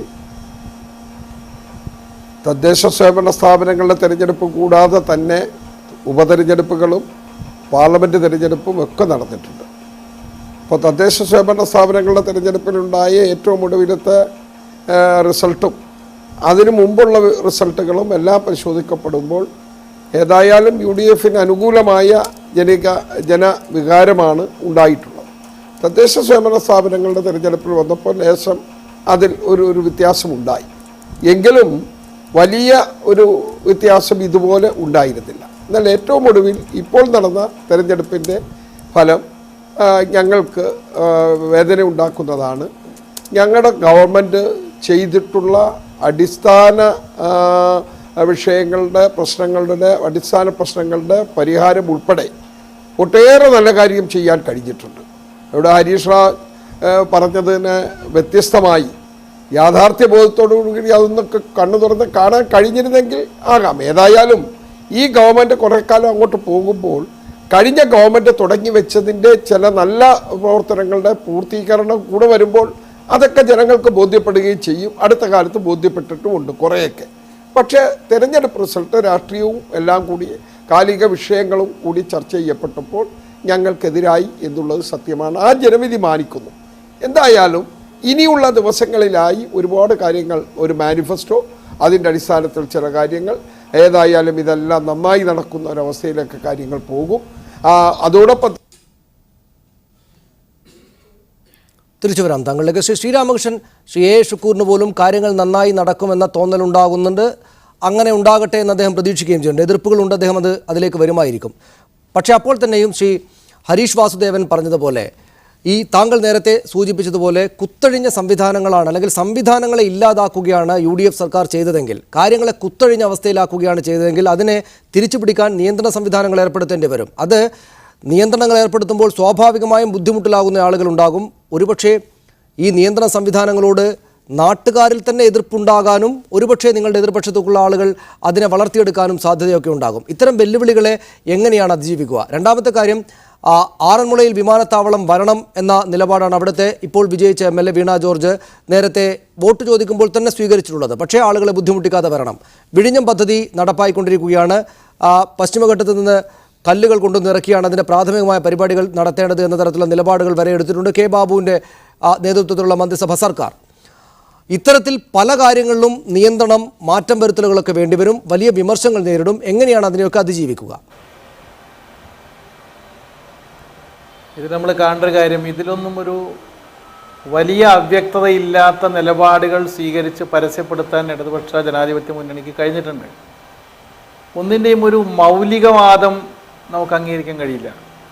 ഇപ്പോൾ പശ്ചിമഘട്ടത്തിൽ നിന്നുള്ള കോറികളുടെ പ്രശ്നം, അത് തൊടാനേ പാടില്ല എന്നുള്ള നിലപാട് നമ്മൾ സ്വീകരിക്കുന്നില്ല. അതേസമയം ലക്കും ലഗാനവും ഇല്ലാതെ തോന്നിവാസം കാണിക്കുന്നതിനോട് നമുക്ക് യോജിക്കാനും പറ്റില്ല. അപ്പോൾ ഇത് വളരെ ബാലൻസ്ഡാണ് ഈ കാര്യങ്ങൾ. അപ്പോൾ മൗലിക പരിസ്ഥിതി പ്രശ്നങ്ങളാണെങ്കിലും ഏറ്റവും നല്ല നിലയിൽ പരിസ്ഥിതി പ്രശ്നത്തെ അഡ്രസ്സ് ചെയ്യണമെന്നുള്ള നിലപാട് ഇടതുപക്ഷ ജനാധിപത്യ മുന്നണി സ്വീകരിക്കാൻ തുടങ്ങിയിട്ട് കുറേ കാലങ്ങളായി. നെൽവയൽ തണ്ണീർത്തട നിയമവുമായി ബന്ധപ്പെട്ട പ്രശ്നം, കേരളത്തിലെ തണ്ണീർത്തടങ്ങൾ സംരക്ഷിക്കുന്നതിന് വേണ്ടിയുള്ള ദീർഘകാല പദ്ധതി, അതിനുവേണ്ടുന്ന നിയമനിർമ്മാണം, നെൽവയലുകൾ നികത്താതിരിക്കാൻ ആവശ്യമായ പ്രായോഗികമായ നിർദ്ദേശങ്ങൾ, ഇതെല്ലാം LDFന് ഒരു നിലപാടുണ്ട്. ആ നിലപാടിന് അനുസൃതമായി ചില നിയന്ത്രണങ്ങൾ കൊണ്ടുവരേണ്ടി വരും. ആ നിയന്ത്രണങ്ങൾ ജനങ്ങൾക്ക് ബോധ്യപ്പെടുത്തിയാൽ അത് അംഗീകരിക്കാൻ പ്രയാസമുണ്ടാവില്ല എന്നാണ് എനിക്ക് തോന്നുന്നത്. അങ്ങനെ ജനങ്ങളെ കൂടി ബോധ്യപ്പെടുത്തുകയും അവരെ കൂടി വിശ്വാസത്തിലെടുക്കുകയും ചെയ്തുകൊണ്ട് കേരളത്തിൻ്റെ ഏറ്റവും അനിവാര്യമായ ചില നിയന്ത്രണങ്ങളാണ് എന്നുള്ളതിലേക്ക് കാര്യങ്ങൾ എത്തിക്കുക എന്നുള്ളതാണ്. അങ്ങനെ എത്തിക്കുമ്പോൾ ഈ പറയുന്ന ആശങ്കകൾ അപ്രസക്തമാകും. ഇവിടെ സംഭവിച്ചിട്ടുള്ളത്, കഴിഞ്ഞ ഗവൺമെൻറ് കാലത്ത് സംഭവിച്ചിട്ടുള്ളത്, ഇതിനെ സംബന്ധിച്ചൊന്നും ഒരു ചർച്ച ഉണ്ടായിരുന്നില്ല. ഇപ്പം നെൽവയൽ തണ്ണീർത്തട നിയമത്തിൻ്റെ കാര്യത്തിൽ എന്താ ഉണ്ടായത്? 3 വർഷം മുന്നിലേക്ക് അത് കൂട്ടിക്കൊണ്ടുവരാൻ ശ്രമിച്ചു. അങ്ങനെ വരുമ്പോൾ അതിൻ്റെ ഇടയിൽ മണ്ണിട്ട് നികത്തിയവരെ സംബന്ധിച്ച് പരിശോധിക്കാൻ പോലും ഒരു സംവിധാനമില്ല. ഡാറ്റാ ബാങ്ക് എന്ന് പറയുന്നത് എന്താണെന്ന് പിന്നെ അറിയാത്തതിൽ അതിനെ അരക്ഷിതമാക്കി കളഞ്ഞു. പലതരത്തിലുള്ള അനധികൃതമായ കയ്യേറ്റങ്ങൾ ഉൾപ്പെടുന്ന പ്രശ്നങ്ങളിലെല്ലാം അതെങ്ങനെ റിലാക്സ് ചെയ്ത് കൊടുക്കാം, അതെങ്ങനെ സൗകര്യം ചെയ്ത് കൊടുക്കാം എന്നുള്ളതിൻ്റെ അന്വേഷണങ്ങൾ വന്നു. അപ്പോൾ ഒരു കൃത്യതയുണ്ടായിരുന്നില്ല. എന്തെങ്കിലും ഒരു ചെറിയ പ്രശ്നത്തിൻ്റെ പേരിൽ ആ പ്രശ്നത്തെ അഡ്രസ്സ് ചെയ്യാനാണെന്നുള്ള വ്യാജേന എല്ലാ മര്യാദകളും ലംഘിച്ചുകൊണ്ട് തോന്നുന്നത് പോലെ ചെയ്യുന്ന സ്ഥിതിയാണ് ഉണ്ടായത്. അങ്ങനെ ഉണ്ടാവില്ല. അതിനൊരു പ്രായോഗികമായ സമീപനം സ്വീകരിക്കാൻ കഴിയും. അതിലെല്ലാം അതാണ് ഞാൻ പറഞ്ഞത്, ഒരു സിസ്റ്റം ഉണ്ടാവും. ആ സിസ്റ്റം വളരെ ട്രാൻസ്പെറൻ്റ് ആയി. ആ സിസ്റ്റം ഉണ്ടാക്കാനുള്ള ശ്രമമായിരുന്നു ഡാറ്റാ ബാങ്ക്. ഒരു തരത്തിൽ അഴിമതിയുമില്ലാതെ നടത്തിക്കൊണ്ടുപോകാൻ കഴിയുമായിരുന്ന കേരളത്തിലെ ഏറ്റവും നല്ല നിലയിൽ നമ്മുടെ നെൽവയലുകളെയും തണ്ണീർത്തടങ്ങളെയും സംരക്ഷിക്കുവാനുള്ള ഒരു സിസ്റ്റമായിരുന്നു ഡാറ്റാ ബാങ്ക്. ആ ഡാറ്റാ ബാങ്ക് എടുത്തു കളഞ്ഞു പറഞ്ഞാൽ അവിടെ സിസ്റ്റം പോയി. അങ്ങനെ കേരളത്തിലൊരു സിസ്റ്റം ഉണ്ടാക്കുക എന്നുള്ളതായിരിക്കും ഈ ഗവൺമെൻറ്റിൻ്റെ ആദ്യത്തെ പ്രയോറിറ്റി. അങ്ങനെ വരുമ്പോൾ ശ്രീ ഹരീഷ് വാസുദേവൻ പറഞ്ഞതുപോലെ വികസന രംഗത്തും ഒരു മാറ്റം കാണും. ഏതിനാണ് നമ്മൾ പ്രയോറിറ്റി കൊടുക്കേണ്ടത്? ആ പ്രയോറിറ്റി ഇപ്പോൾ ഈ ഗവൺമെൻറ്റിൻ്റെ ഏറ്റവും വലിയ നേട്ടങ്ങളായിട്ട് പറഞ്ഞുകൊണ്ടേയിരിക്കുന്നത് കൊച്ചിയിലെ മെട്രോ റെയിൽവേയും കണ്ണൂർ വിമാനത്താവളവും വിഴിഞ്ഞും തുറമുഖവും മാത്രമാണ്. അത് വരണ്ടെന്നല്ല ഞാൻ പറയുന്നത്, അത് ആവശ്യമാണ്. പക്ഷേ കേരളത്തിൻ്റെ പൊതുസമൂഹത്തിൻ്റെ ആകെ വികസന പ്രശ്നങ്ങളിൽ ഏറ്റവും പ്രൈമറി ആയിട്ടുള്ള കാര്യമാണോ ഇതെന്ന് ചോദിച്ചാൽ അല്ല എന്നാണ് LDFൻ്റെ ഉത്തരം. അത് ഞങ്ങൾ കൃത്യമായി പറയും. അപ്പോൾ മാനദണ്ഡങ്ങളിൽ വ്യത്യാസം ഉണ്ടാവും. ആ മാനദണ്ഡങ്ങളുടെ വികസന കാഴ്ചപ്പാട് അത് നേരത്തെ ഉണ്ടായിരുന്നു. PMS ഭവന നിർമ്മാണ പദ്ധതി 4 കാര്യങ്ങൾ കഴിഞ്ഞ LDF ഗവൺമെൻറ് മുന്നോട്ട് വെച്ചു. ഭവന നിർമ്മാണ രംഗത്ത് സമ്പൂർണ്ണമായ ക്രമീകരണം ഉണ്ടാക്കണം. ചിമ്മിനി വിളക്കിൽ പഠിക്കുന്ന ഒരു കുട്ടിയുമില്ലാത്ത കേരളം ഉണ്ടാകണം. സമ്പൂർണ്ണ വൈദ്യുതി പദ്ധതി. അതിൻ്റെ ഭാഗമായി 78 മണ്ഡലങ്ങളിൽ സമ്പൂർണ്ണ വൈദ്യുതിവൽക്കരണം നടന്നു. അതിനുശേഷം ഒരു മണ്ഡലത്തിൽ നടന്നില്ല കഴിഞ്ഞ 5 കൊല്ലം. അപ്പോൾ ഇതൊക്കെ മാനദണ്ഡത്തിൻ്റെ പ്രശ്നമാണ്. 1 രൂപ ചാർജ് വർദ്ധിപ്പിച്ചിരുന്നില്ല അന്ന്. അപ്പോൾ വൈദ്യുതി, അതുപോലെ തന്നെ ഭവന നിർമ്മാണം, ഭക്ഷണം, പിന്നെ തൊഴിലവസരങ്ങൾ, അങ്ങനെ ഒരു മാനദണ്ഡം ഉണ്ടായിരുന്നു. ആ മാനദണ്ഡങ്ങളുടെ പരിഗണനകളെ സംബന്ധിച്ച് മറികടന്നുകൊണ്ടുള്ള സമീപനമാണ് കഴിഞ്ഞ ഗവൺമെൻറ് സ്വീകരിച്ചത്. അതാണ് ഞങ്ങൾ പറഞ്ഞു വരുന്നത്. അതിൽ വ്യത്യാസം ഉണ്ടാവും. ആ വ്യത്യാസം പ്രവൃത്തി പദത്തിൽ കാണിച്ചു കൊടുക്കാനും കഴിയും. ഞാൻ തിരിച്ചു വരാം. 4 അതിഥികളിലേക്കും തിരിച്ചു വരാം വളരെ പെട്ടെന്ന്, ചെറിയ ഇടവേളയ്ക്ക് ശേഷം. ഡോക്ടർ വിജയകുമാർ, ശ്രീ ശ്രീരാമകൃഷ്ണൻ പറഞ്ഞതുപോലെ ആദ്യകാലം തൊട്ട് ബിർളയെ ആവശ്യമെങ്കിൽ കൊണ്ടുവരാവുന്ന തരത്തിലുള്ള നയനിലപാടുകൾ എടുത്ത സർക്കാരുകളാണ് ഇടതുപക്ഷത്തിൻ്റേത്. ഇത്തവണയും ഈ പറയുന്നത് പോലെ പണം മുടക്കാൻ വരുന്ന മുതലാളിമാരോട് ഏതെങ്കിലും തരത്തിൽ വരേണ്ടതില്ല എന്ന നിലപാടല്ല സ്വീകരിക്കുക. പക്ഷേ അപ്പോൾ തന്നെയും ഈ പറയുന്ന ഉത്തരവാദിത്വം UDF സർക്കാരുകളുടെ കെട്ടഴിഞ്ഞ അവസ്ഥയിൽ നിന്നുള്ള, കുത്തഴിഞ്ഞ അവസ്ഥയിൽ നിന്നുള്ള വ്യത്യസ്തത ഉണ്ടാകും എന്നത് കണക്കിലെടുക്കേണ്ടതല്ലേ, വിശ്വസിക്കേണ്ടതല്ലേ? അല്ല, ഞാനത് പറഞ്ഞത് 70കളിലും 80കളിലും ഒക്കെ ഉണ്ടായിരുന്ന മുദ്രാവാക്യം ഉദാഹരണമായിട്ട് പറഞ്ഞതാണ്. അതാത് കാലഘട്ടത്തിലുള്ള പാർട്ടിയുടെയും ബഹുജന പ്രസ്ഥാനങ്ങളുടെയൊക്കെ ചിന്താഗതിയാണ് മുദ്രാവാക്യങ്ങളായിട്ട് മാറുന്നത്. ആ മുദ്രാവാക്യങ്ങൾക്ക് വലിയ പ്രസക്തിയുണ്ട്. ഒരു കാലത്ത് കേരളത്തിലെ തെരഞ്ഞെടുപ്പിലുണ്ടായിരുന്ന, ഞാനൊക്കെ സ്കൂളിൽ പഠിക്കുന്ന സമയത്ത് ഉണ്ടായിരുന്ന പ്രധാന മുദ്രാവാക്യം അരിതരാത്ത പണിതരാത്ത ഭരണമേ എന്നുള്ളതായിരുന്നു. അപ്പൊ അരിയും പണിയായിരുന്നു അന്ന് പ്രധാനമായിട്ടുള്ള പ്രശ്നം. ഇന്ന് അരിതരാത്ത തുണിതരാത്ത പണിതരാത്ത ഭരണമേ എന്നുള്ളതായിരുന്നു. അപ്പൊ അരി വലിയ പ്രശ്നം, പിന്നെ തുണി വലിയ പ്രശ്നം. ഇന്നിപ്പോ അത് രണ്ടും പ്രശ്നമല്ല. പണി നമുക്ക് ചെയ്യാൻ പറ്റാത്തത് കാരണം ബംഗാളികളൊക്കെ ഇവിടെ പണി ചെയ്യുന്നതിനുള്ള കാര്യം നമുക്കറിയാം. അപ്പൊ ഇന്നിപ്പോ ആ തരത്തിലുള്ള മുദ്രാവാക്യങ്ങളില്ല. അപ്പൊ ഓരോ കാലഘട്ടത്തിലും ഉണ്ടാകുന്ന മുദ്രാവാക്യങ്ങൾ ആ കാലഘട്ടത്തിന്റെ പ്രശ്നങ്ങളുടെയൊക്കെ തന്നെ പ്രതിഫലനമാണ്. അപ്പൊ അന്ന് ഈ ഇത് ഞാൻ ഓരോ വാക്കിന്റെയും പ്രാധാന്യം പറയുകയാണ്. പണ്ടൊന്നും തന്നെ സംരംഭകർ എന്നുള്ള വാക്ക് കമ്മ്യൂണിസ്റ്റുകാർ ഉപയോഗിച്ചിരുന്നില്ല. ഇപ്പൊ പഠന കോൺഗ്രസ് കഴിഞ്ഞ് അന്നത്തെ ഒരു വൈകിട്ടുണ്ടായിട്ടുള്ള വാലിഡേറ്ററി ഫംഗ്ഷനിൽ പിണറായി വിജയൻ നടത്തിയിട്ടുള്ള പ്രഭാഷണത്തിൽ തന്നെ അദ്ദേഹം സംരംഭകൻ എന്നുള്ള വാക്ക് ഉപയോഗിച്ചു. സംരംഭക സൗഹൃദമായിട്ടുള്ള സംസ്ഥാനം ആയിക്ക് മാറ്റണം എന്നുള്ളതാണ്. അത് ചെറിയ മാറ്റമല്ല, വലിയ മാറ്റമാണ്.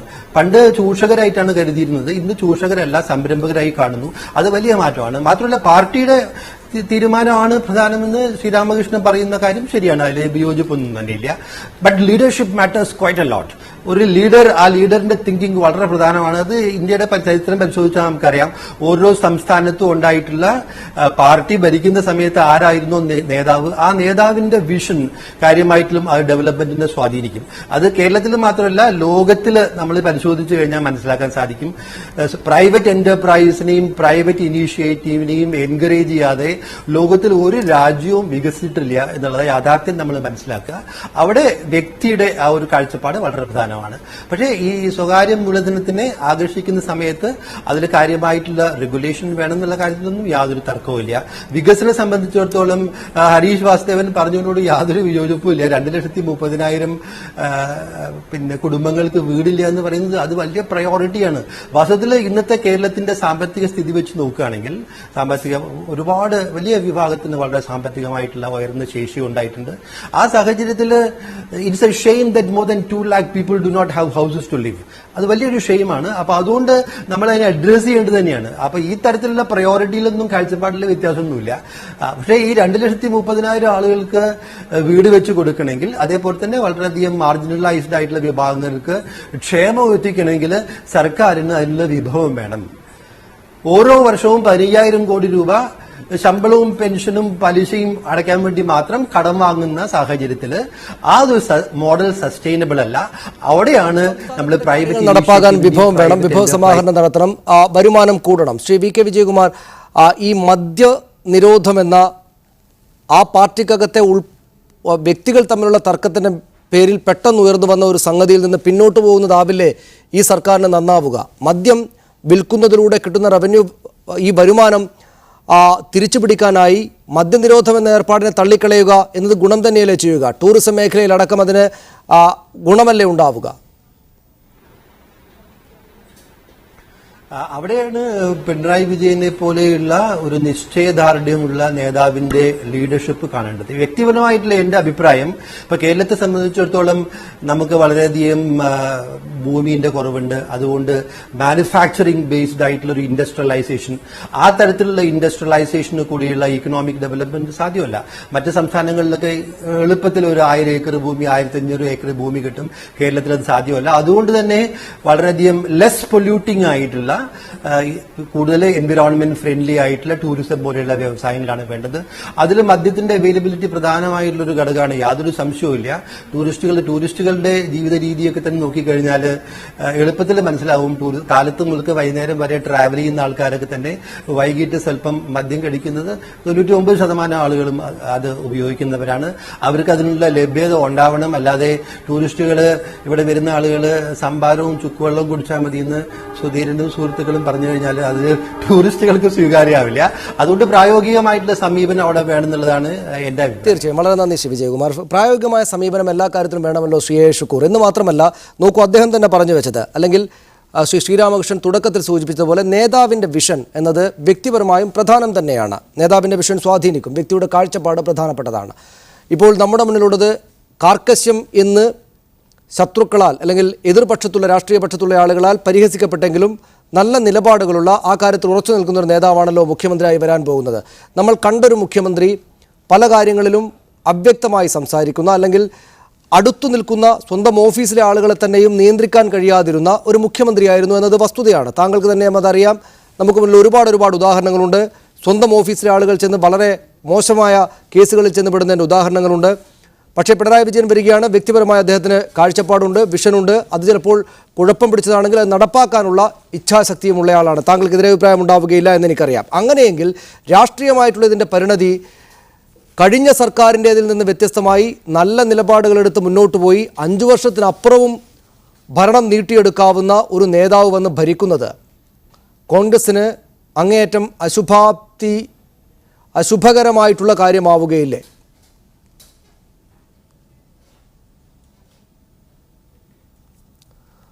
ആലപ്പുഴയിൽ ചെറിയ സാങ്കേതിക പ്രശ്നമുണ്ട്, അദ്ദേഹത്തിലേക്ക് പോകാനാകുന്നില്ല. അദ്ദേഹം സംസാരിച്ച് തുടങ്ങുമ്പോൾ ഇങ്ങോട്ടെത്താൻ ആകുന്നില്ല. തിരിച്ചു വരാം താങ്കളിലേക്ക്. ശ്രീ ശ്രീരാമകൃഷ്ണൻ, ഏത് തരത്തിലുള്ള വ്യത്യസ്തതകളാണ് അദ്ദേഹത്തിൽ നിന്ന്, വ്യക്തിപരമായ അദ്ദേഹത്തിൽ നിന്ന് പ്രതീക്ഷിക്കേണ്ടത് എന്നത് അവിടെ നിൽക്കുമ്പോൾ തന്നെയും ഈ തെരഞ്ഞെടുപ്പ് കാലത്ത് ഒരുപക്ഷെ മുൻകാലത്തില്ലാതിരുന്ന ഒരു കൂട്ടം ജനവിഭാഗങ്ങളിൽ നിന്നുള്ള വോട്ടുകൾ വന്നിട്ടുണ്ട് എന്ന് ഇക്കഴിഞ്ഞ ദിവസങ്ങളിലെ ചർച്ചകളിൽ പലരും പറയുന്നുണ്ടായിരുന്നു. ന്യൂനപക്ഷ വിഭാഗങ്ങളുടെ വോട്ടുകൾ വലിയ തോതിൽ അങ്ങോട്ടേക്ക് വന്നു എന്നത് ഒരുപക്ഷെ CPM നാളെ ആ നിലപാടുകളിലേക്ക് എത്തുമായിരിക്കും, പല ആളുകളും പറഞ്ഞ് ഞാൻ കേട്ടിട്ടുണ്ട്. ഈ ജിഷയുടെ കൊലപാതകം പോലുള്ള സംഭവങ്ങളിൽ ആശങ്കയുണ്ടായിട്ടുള്ള പൊതുജനവിഭാഗങ്ങളിൽ പലരും ഇടതുപക്ഷത്തിനോട് ചേർന്ന് നിൽക്കുന്ന നിലപാട് സ്വീകരിച്ചിട്ടുണ്ട്. അത്തരം നവരാഷ്ട്രീയ ഉന്നയിക്കുന്ന ആളുകളെ ഇതുവരെ ഇടതുപക്ഷത്തോടൊപ്പം ചേർന്ന് നിൽക്കാതിരുന്ന ന്യൂനപക്ഷ വിഭാഗങ്ങളിലെ പലരെ തന്നെയും ഉൾക്കൊള്ളുന്ന നിലപാടുകൾ ഉണ്ടാകുമോ? അവ മനസ്സിലാക്കുന്ന തരത്തിലുള്ള പ്രവർത്തനങ്ങളായിരിക്കുമോ ഈ സർക്കാരിൻ്റെ ഭാഗത്തുനിന്നുണ്ടാവുക? അല്ല, തീർച്ചയായും CPIM-ന്റെ പാർട്ടി കോൺഗ്രസ്, CPIM-ന്റെ പാർട്ടി പ്ലീനം, മറ്റ് ഇടതുപക്ഷ പാർട്ടികളെല്ലാം സ്വീകരിച്ചുകൊണ്ടിരിക്കുന്ന ഒരു പുതിയ സമീപനമുണ്ടെന്നുള്ളത് നമ്മൾ കാണാതെ പോകേണ്ടതാണ്. നവജനാധിപത്യ പ്രസ്ഥാനങ്ങളെ അംഗീകരിക്കുകയും അവരുന്നയിക്കുന്ന വ്യത്യസ്തങ്ങളായ മുദ്രാവാക്യങ്ങളിലെ വസ്തുനിഷ്ഠമായ കാര്യങ്ങളോട് സംവേദിക്കുകയും ചെയ്യുക എന്നുള്ള രീതി വേണമെന്നാണ് ഞങ്ങളുടെ നിലപാട്. അതുകൊണ്ട് നവജനാധിപത്യ പ്രസ്ഥാനങ്ങളെ ഒന്നും കാണാതെ ഏകപക്ഷീയമായി പോകുന്ന രീതി ഉണ്ടാവുകയില്ല. സമൂഹത്തിൽ ഉയർന്നു വരുന്ന പലതരം പ്രശ്നങ്ങളെ അഭിസംബോധന ചെയ്യുന്നതിൻ്റെ ഭാഗമായിട്ടായിരിക്കും അതിനെ കാണുക. അപ്പോൾ അതൊരു പുതിയ കാര്യമല്ല. അത് കഴിഞ്ഞ കുറച്ചു കാലമായി ഞങ്ങൾ സ്വീകരിച്ചുകൊണ്ടിരിക്കുന്നൊരു സമീപനമാണ്. അവരോട് ആരോടും എന്തെങ്കിലും തരത്തിലുള്ള അസഹിഷ്ണുത പ്രകടിപ്പിക്കുന്നില്ല.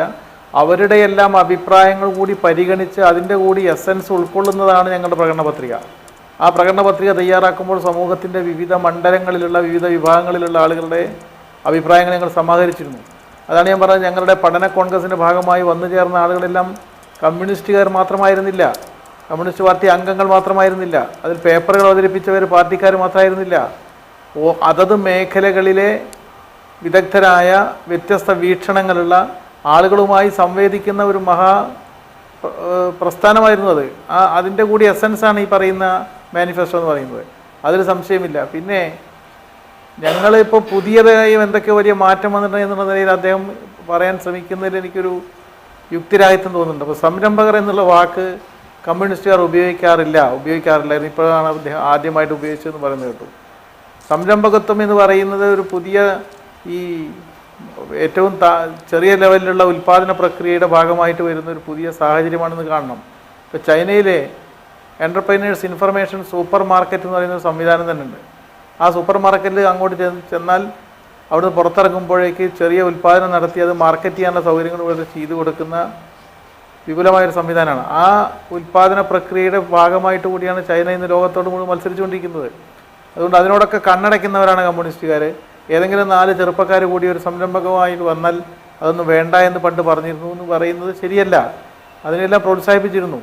ഇന്ന് അതിന് കുറച്ചുകൂടി കാരണം മാർക്കറ്റിൻ്റെ വിപുലീകരണം വന്നതോട് കുറച്ചുകൂടി സാഹചര്യങ്ങൾ ബാധിച്ചിട്ടുണ്ട്. അതുകൊണ്ടാണ് ഞങ്ങൾ 9 വർഷം മുമ്പ് ഗ്ലോബലൈസേഷൻ്റെ വിഷയം ചർച്ച ചെയ്യുമ്പോൾ ഞങ്ങൾ ഉപയോഗിച്ച പദത്തിൻ്റെ പേര് എൻഗേജ്മെൻ്റ് എന്നാണ്. അതിലൂടെ എൻഗേജ് ചെയ്യണം എന്നുള്ളതാണ്. ആ പദത്തെക്കുറിച്ച് വലിയ വിവാദവും സംവാദവും നടന്നതാണ്. എന്താണ് എൻഗേജ്മെൻ്റ് എന്നുള്ളത്? അപ്പോൾ എൻഗേജ് ചെയ്യുക എന്നുള്ളതാണ്. അതുകൊണ്ട് അതൊന്നും ഒരു പുതിയ കാര്യമായിട്ട് പറയുന്നത് ശരിയല്ല. ഞങ്ങൾ ഓരോ സമയത്തും ഉയർന്നു വരുന്ന പ്രശ്നങ്ങളോട് പ്രതികരിക്കുകയും അഭിസംബോധന ചെയ്യാൻ വേണ്ടി പരമാവധി പരിശ്രമിക്കാറുണ്ട്. അത് പലപ്പോഴും സൂക്ഷ്മമായിട്ട് പലരും വേണ്ടത്ര കാണാതെ പോകുന്നു എന്നാണ് എനിക്ക് തോന്നുന്നത്. വളരെ വളരെ നന്ദി ശ്രീ രാമകൃഷ്ണൻ. ശ്രീ ഷുക്കൂർ, താങ്കൾക്കിപ്പോൾ കേൾക്കാമെങ്കിൽ പിണറായി വിജയൻ നല്ല നിശ്ചയദാർഢ്യത്തോടെ വന്ന് ഈ പറയുന്ന തരത്തിൽ എല്ലാവരെയും കേട്ടുകൊണ്ട് അദ്ദേഹം ഇതുവരെ ഉണ്ടായിരുന്ന നിലപാടുകളിൽ നിന്ന് അല്ലെങ്കിൽ ഇതുവരെ ഉണ്ടായിരുന്നതായി നമ്മൾ മനസ്സിലാക്കിയിരുന്ന കാർക്കശ്യത്തിൽ നിന്ന് മാറി VS അച്യുതാനന്ദനെ കാണുന്നു, ഉമ്മൻചാണ്ടിയെ കാണുന്നു, O രാജഗോപാലിനോട് വിളിച്ചിരുത്തി സംസാരിക്കുന്നു. അങ്ങനെയൊക്കെ നിലപാടുകൾ സ്വീകരിക്കുന്ന പിണറായി വിജയൻ്റെ നേതൃത്വത്തിൽ നല്ല നിശ്ചയദാർഢ്യത്തോടു കൂടി മുന്നോട്ട് പോകുന്ന ഒരു സർക്കാർ വരികയാണെങ്കിൽ 5 വർഷത്തിനപ്പുറവും നിങ്ങൾക്ക് ശുഭകരമായ വാർത്ത ഉണ്ടാവുകയില്ല, തുടർ ഭരണം 5 വർഷത്തിലേറെ അവർ ഭരിച്ചു കളയും എന്നൊരു ഭയമുണ്ടോ താങ്കൾക്ക്?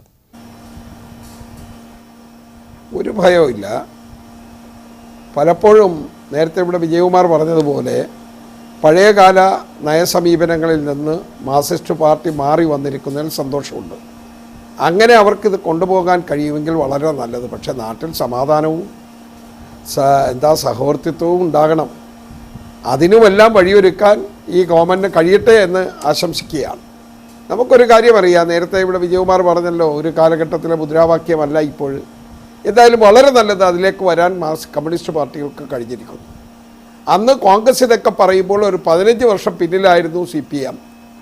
ഏതായാലും സിംഗൂരിലെ പ്രശ്നം പശ്ചിമ ബംഗാളിൽ ഉണ്ടായതും ഇപ്പോൾ അതിനെ തുടർന്ന് പശ്ചിമ ബംഗാളിലെ ഗവൺമെൻറ് പോയതും വീണ്ടും അധികാരത്തിലേക്ക് തിരിച്ചു വരാൻ കഴിയാത്തതും ഒക്കെ അവിടെ സങ്കീർണമായ പ്രശ്നങ്ങളായി നിൽക്കുന്നു. അത് അവിടെ ഇരിക്കട്ടെ. ഏതായാലും കേരളത്തിൽ കഴിഞ്ഞ ഗവൺമെൻറ്റിന് ഒരു വിഷൻ ഇല്ലായിരുന്നു, മുഖ്യമന്ത്രിക്ക് ഒരു വിഷൻ ഇല്ല, മുഖ്യമന്ത്രി അതനുസരിച്ചല്ല പോയത് എന്നൊക്കെ പറയുന്നതിനോട് തീർത്തും യോജിക്കുകയാണ്. കാരണം മുഖ്യമന്ത്രിയുടെ ഒരു പ്രവർത്തനം ശൈലി, കേരളത്തിലെ മുഖ്യമന്ത്രി ഒരു മാതൃക തന്നെയാണ്. അത് കുറേ കഴിയുമ്പോൾ നിങ്ങൾ തന്നെ പറയും.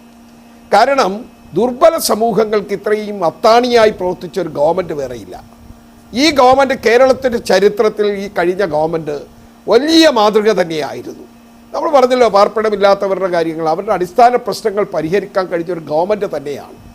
അവർക്ക് കൊടുത്തിരുന്ന ആനുകൂല്യങ്ങൾ അത് മെച്ചപ്പെട്ട നിലയിൽ അത് ഉപയോഗിക്കപ്പെടണം, മാറ്റങ്ങളുണ്ടാക്കിയ ഒരു ഗവൺമെൻറ്റാണ്. എന്ത് തന്നെ പറഞ്ഞാലും ഇത്തരത്തിൽ ദുർബല സമൂഹങ്ങൾക്ക് ഒരു വലിയ താല്പര്യമുണ്ടായിരുന്ന ഒരു ഗവൺമെൻറ്റിൻ്റെ മുഖ്യമന്ത്രിയെ നമുക്ക് കാണാമായിരുന്നു. എത്രയോ പ്രവർത്തനങ്ങൾ, കാരുണ്യ പ്രവർത്തനങ്ങളെയൊക്കെ പുച്ഛിച്ച് കളയുന്നവർ അങ്ങനെ തള്ളിക്കട്ടെ. ഞാനൊന്നിട്ട് പിടിക്കാണ്, സമയക്കുറവുണ്ട് ശ്രീ ഷുക്കൂർ. എന്ന് മാത്രമല്ല, കഴിഞ്ഞ സർക്കാരിൻ്റെ നല്ല കാര്യങ്ങൾ പറഞ്ഞതുകൊണ്ട് ഇനിയിപ്പോൾ വോട്ടൊന്നും കിട്ടാനുമില്ലല്ലോ. ഞാനൊന്നിട്ട് പിടിക്കുകയാണ്. ശ്രീ ഹരീഷ് വാസുദേവൻ, താങ്കൾക്ക് എന്തോ പറയാനുണ്ട്? നമുക്ക് ഈ ചർച്ച അവസാനിപ്പിക്കാം. അല്ല, ശ്രീ സനീഷ് ചോദിച്ചതുപോലെ 5 വർഷത്തിനപ്പുറം പിണറായി വിജയൻ്റെ ഭരണം തുടരുമോ എന്നൊക്കെ ചോദിക്കുന്ന അതങ്ങനെ ചോദ്യം ഉന്നയിക്കുന്നതിനുള്ള സമയമായിട്ടില്ല എന്ന് മാത്രമല്ല, ഞാൻ ശ്രീ ഷുക്കൂർ പറഞ്ഞ ഒരു കാര്യത്തെ പിന്തുണയ്ക്കുകയാണ്. കേരളത്തിൽ ഞാൻ ഭയപ്പെടുന്നത് ഈ സർക്കാരിൻ്റെ വരാനിരിക്കുന്ന എല്ലാ നേട്ടങ്ങളെയും മാർക്കിടാൻ തുടങ്ങുന്നതിന് മുമ്പ് ഒരു ക്ലീൻ സ്ലേറ്റാണിത്. ആദ്യ ദിവസങ്ങളിൽ തന്നെ തെരഞ്ഞെടുപ്പ് വിജയം ആഘോഷിച്ചത് ശ്രീമതി രമയുടെ കോലം അപമാനിച്ചുകൊണ്ട്, RMPയുടെ കേന്ദ്രങ്ങൾ തല്ലി തകർത്തുകൊണ്ട്, ചില അക്രമ പ്രവർത്തനങ്ങൾ നടത്തിക്കൊണ്ട് പാർട്ടി പ്രവർത്തകർ നടത്തിയിട്ടുള്ള ഒരു അക്രമങ്ങളുടെ നേരെ ഒരു വശത്ത്. രണ്ടാമത് UDF സർക്കാരിലെ മന്ത്രിമാരോടും മുഖ്യമന്ത്രിയോടും ചോദ്യം ചോദിച്ച അതേ രീതിയിൽ മാധ്യമപ്രവർത്തകർ വിശകലനങ്ങളും ചോദ്യങ്ങളുമായി കഴിഞ്ഞ ദിവസങ്ങളിൽ പിണറായി വിജയൻ്റെയും VS അച്യുതാനന്ദൻ്റെയും ശരീരഭാഷകളെ വർണ്ണിച്ചുകൊണ്ട് നടത്തിയ റിപ്പോർട്ടുകളെ ഫേസ്ബുക്ക് ഉൾപ്പെടെയുള്ള മാധ്യമങ്ങളിൽ അതിഭീകരമായി അസഹിഷ്ണുതയോടുകൂടി കാണുന്ന അണികൾ മറുവശത്ത്. ഇത്തരത്തിൽ CPMൻ്റെ തന്നെ അല്ലെങ്കിൽ LDFൻ്റെ തന്നെ അണികളെ കൂടി വളരെ കൃത്യമായ അച്ചടക്കം പഠിപ്പിക്കുകയും ഒപ്പം സഹിഷ്ണുത പഠിപ്പിക്കുകയും ചെയ്തില്ലെങ്കിൽ ഒരുപക്ഷെ എല്ലാവരും പേടിക്കുന്നത് പോലെ TP ചന്ദ്രശേഖരൻ വധം പോലെയുള്ള സംഗതികൾ ക്രിമിനൽ അക്രമങ്ങൾ ഒരു വശത്തുണ്ടാവുകയും, രണ്ട്, ഈ സർക്കാരിന് ഏറ്റവും പ്രധാനപ്പെട്ട മാർക്ക് നൽകാൻ പോകുന്ന ആദ്യത്തെ പ്രശ്നം എന്ന് പറയുന്നത് അഴിമതിയാണ്. അടുത്ത വരാനിരിക്കുന്ന ഒരു 1-2 മാസത്തിനകം കടുംവെട്ട് ക്യാബിനറ്റ് എടുത്ത തീരുമാനങ്ങളോട് എന്തായിരിക്കും ശ്രീ പിണറായി വിജയന്റെ സർക്കാരിന്റെ നിലപാട്? അതിൽ എത്ര പേരെ ജയിലിലടയ്ക്കും? എത്ര പേർക്കെതിരെ മിനിമം? ഞാൻ ഇടപെടുന്ന സമയക്കുറവുണ്ടാണ്. ശ്രീ ഹരീഷ് വാസുദേവൻ. ശ്രീ ശ്രീരാമകൃഷ്ണൻ, താങ്കളാണ് ചർച്ച അവസാനിപ്പിക്കേണ്ടത്. അല്ല, ശ്രീ ഹരീഷ് വാസുദേവൻ പറഞ്ഞതുപോലെ ആകെ അസഹിഷ്ണുതയും അക്രമവുമായിരിക്കുമെന്നൊന്നും ഭയപ്പെടേണ്ട കാര്യമില്ല. അങ്ങനെയൊന്നുമില്ല. പിന്നെ ശ്രീ TP ചന്ദ്രശേഖരൻ്റെ കൊലപാതകം മാത്രമല്ല, അതിനുശേഷം 29 രാഷ്ട്രീയ കൊലപാതകങ്ങൾ കേരളത്തിൽ നടക്കുകയുണ്ടായി. എൻ്റെ പ്രിയപ്പെട്ട സുഹൃത്ത് ഹരീഷ് അത് മറന്നുപോയെന്ന് എനിക്കറിയില്ല. അതിൽ ബഹുഭൂരിപക്ഷവും കേരളം അന്ന് ഭരിക്കുന്ന കോൺഗ്രസ് പാർട്ടിയുടെ പ്രവർത്തകന്മാരുടെയോ നേതാക്കളുടെയോ അറിവും സമ്മതത്തോടും കൂടിയായിരുന്നു. ഇപ്പോൾ ഇന്നലെ ഉണ്ടായ ആക്രമണം എന്ന് പറഞ്ഞാൽ പിണറായിയിൽ CPMൻ്റെ പ്രവർത്തകന് നേരെയാണ് ബോംബേറുണ്ടായത്.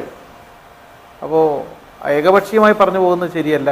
എന്തെങ്കിലും തിരുത്തലുകളോ കുറവുകളോ പരിഹരിക്കേണ്ടതുണ്ടെങ്കിൽ അത് പരിഹരിക്കാൻ CPIMനോ ഇടതുപക്ഷ മുന്നണിക്കോ പ്രയാസമുണ്ടാവില്ല. അതുകൊണ്ട് ഒരു ഗവൺമെൻറ്റിനെ വിലയിരുത്തുന്നതിൻ്റെ പ്രാഥമിക വിലയിരുത്തലായിട്ട് പറയാവുന്ന സംഗതികളായിട്ട് അതുണ്ട് എന്ന് എനിക്ക് തോന്നുന്നില്ല. തീർച്ചയായും വിലയിരുത്തലുകൾക്കല്ല, സ്വാഭാവികമായും ശുഭാപ്തി വിശ്വാസത്തോടെയുള്ള പ്രതീക്ഷകളുമായാണ് കേരളീയർ കാത്തിരിക്കുന്നത്. വളരെ നന്ദി ഈ ചർച്ചയിൽ പങ്കെടുത്തതിന് Shri Sreeramakrishnan, doctor VK Vijayakumar, advocate Harish Vasudevan, Shri A Shukkur. ഈ ചർച്ചയിൽ പങ്കെടുത്തതിന് നന്ദി. സ്പെഷ്യൽ എഡിഷൻ പൂർണ്ണമാകുന്നു. കൂടുതൽ വാർത്തകൾക്കും വീഡിയോകൾക്കും www.mediaonetv.in സന്ദർശിക്കുക. ഇനി MIT മൂസ കാണാം. നമസ്കാരം.